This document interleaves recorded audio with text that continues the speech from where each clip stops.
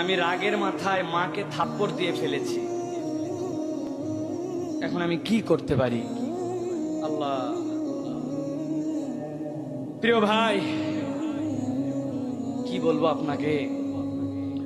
আল্লাহ রাব্বুল আমিন কোরআনুল কারীমের মধ্যে বলেছেন, ওয়াকাদা রাব্বুকা আল্লা তা'বুদু ইল্লা ইয়াহ ওয়া বিল ওয়ালিদাইনি ইহসানা।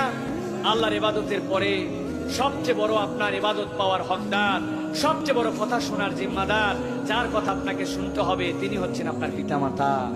আল্লাহ বলছেন, ওয়ালা তাকুল্লাহুমা উফফিউ ওয়ালা তানহারহুমা ওয়া কুল্লাহুমা কাওলান কারীমা।